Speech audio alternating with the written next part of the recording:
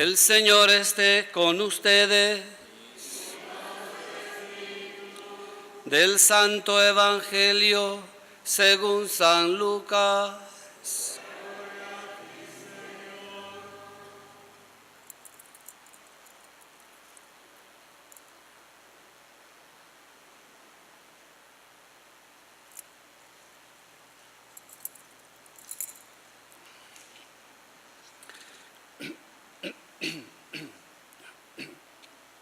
En aquel tiempo, la gente se agolpaba alrededor de Jesús para oír la palabra de Dios, estando él a orillas del lago de Genezaret.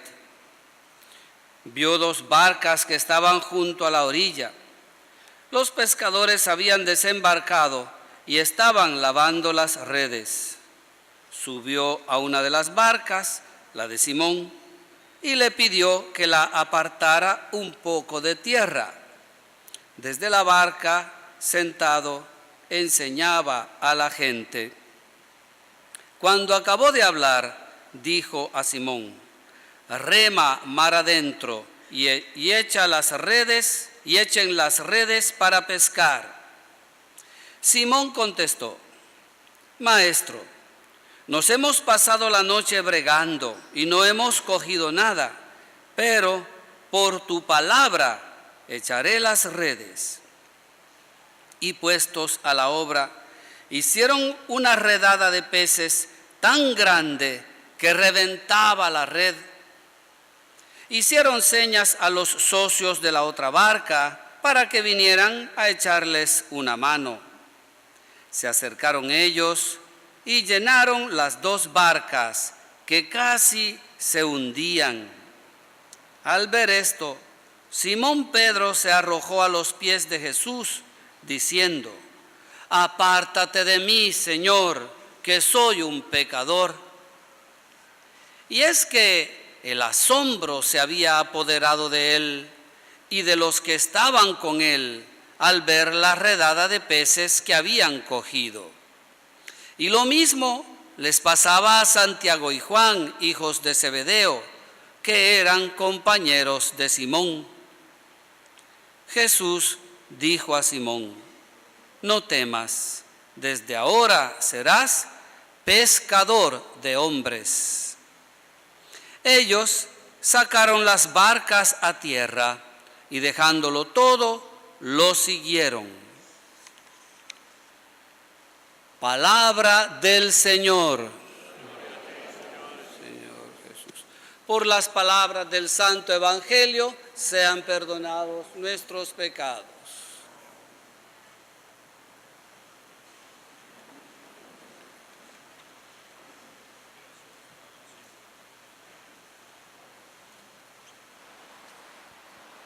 Buenos días, buena gente, paz y bien a todos ustedes y bienvenidos al Santuario de la Divina Providencia en Ágape.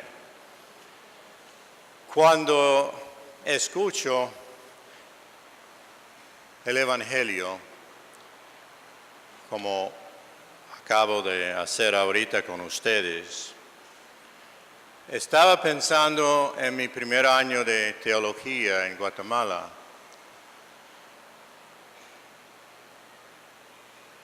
Yo tenía que leer este pasaje en clase. Y cuando llegué al momento de decir la parte donde, después del milagro, en lugar de decir, apártate de mí, Señor, que soy pecador, dije, pescador. ¿Cuál es la diferencia? Y todo el mundo se reía, ¿verdad? Porque había leído mal por el poco español que tenía en aquel tiempo. ¿Cuál es la diferencia entre pecador y pescador? Cuando se escribe, ¿qué diferencia hay? Hay una letra, ¿verdad? La letra S. Pero después les voy a explicar un poco sobre esa letra dentro de pescador. Al empezar la misa yo decía que este día es un día en que vamos a reflexionar sobre nuestra vocación. Y cómo bien tenemos así las lecturas en referencia a la vocación. Primeramente tenemos la vocación del profeta Isaías. Y él pinta la presencia de Dios. Ahora bien, esa es otra cosa que tenemos que tener mucho cuidado. Porque nosotros, cuando entramos en el templo, todavía cargamos nuestros propios diosesitos en el bolsillo, en la cartera, en la mano algunos ahí tomando fotos. Ustedes saben lo que es el diosito que tenemos todos, ¿verdad? Se llama celular. Pues bien, cuando entró Isaías, ya él tenía esa presencia de Dios. Y la primera cosa que ve es Dios sobre el altar con serafines gritando, Santo, Santo, Santo, hasta que temblaran así todo el templo. En ese momento tuvo miedo, porque se reconoció de que no fuera digno de estar en esa presencia. Tenía miedo de que al ver a Dios en aquel tiempo, la idea era, si nosotros vemos a Dios, vamos a morir porque no somos dignos de ver a Dios, somos pecadores, somos personas de labios impuros, de un pueblo de labios impuros. Y por eso Él quiere salir. Pero sin embargo, en el momento de reconocer y darse cuenta de nuestra falla, de nuestro pecado, de nuestra falta de, digamos, la santidad que Dios había puesto en nosotros en el bautismo para nosotros, cuando ese está manchado, cuando nos damos cuenta, es cuando Dios, en este caso del profeta Isaías, viene con un serafín, con un carbón, para purificar los labios. ¿Por qué? Porque va a ser enviado, va a ser predicador, va a ser profeta, va a hablar por Dios. Mire, todo esto tenemos nosotros con el bautismo. Somos enviados desde la pila bautismal a predicar, especialmente con la confirmación, a predicar, especialmente con cada sacramento. Ustedes, padres de familia, esposos entre sí, tienen que educar y misionar con sus hijos. Y los hijos tienen que ser como Pedro, obedeciendo a la palabra de Dios, a Dios Jesús, cuando pidió subir a su barca. Pero eso vamos a entrar dentro de poco.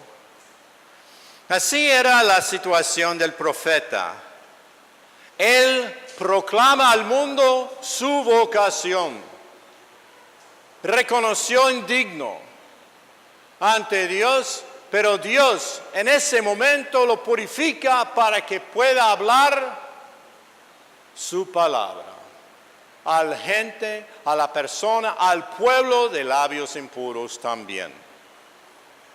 Pasando de allí, vamos a ver y saltar pobre San Pablo, porque bien sabemos cómo era San Pablo, como quien perseguía a la iglesia primitiva, a los seguidores de Jesús. Y después, como Jesús mismo, por una visión, lo aparta para que él también sea un predicador, un profeta, un apóstol, un enviado, para que el pueblo de los gentiles conociera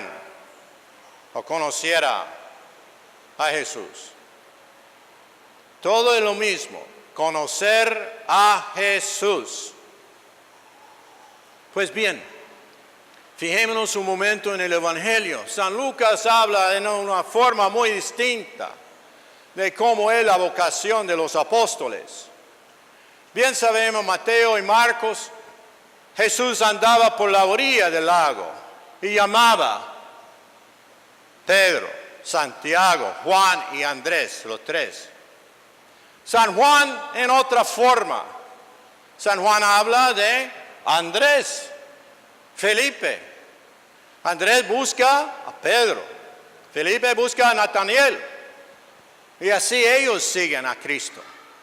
Y van al primer milagro que es Caná. Pero Lucas es diferente. Lucas tiene a Jesús predicando de tal forma de que hay una multitud de gente que está alrededor de él en la orilla del lago, dice él, Genesaret, que es el nombre que él da al lago de Galilea, pero es otra cosa. ¿Qué hace Jesús para poder hablar a toda la gente? ¿Necesita un micrófono? No, necesita el barco o la barca para ponerse sobre el mar, y el mar actúa como bocinas de su voz. ¿Por qué? Porque él se sienta para hablar. Entonces, obedece Simón Pedro. Primero, obedece porque este hombre y todos los demás estaban cansados. Habían lavado sus redes. Estaban deseosos de descansar en sus casas. Ya estuvo toda la noche trabajando. Y ahora este hombre, este predicador quiere que yo le dé mi barca para que otra vez vayamos al mar. Bueno, ok, vamos. Y una vez, después de la prédica, dice, vamos más adentro y vamos a tirar su red limpia para pescar. Él bien sabe que no va a haber encontrar nada. ¿Cómo es eso? Pero al obedecer la palabra de Dios, hay milagros.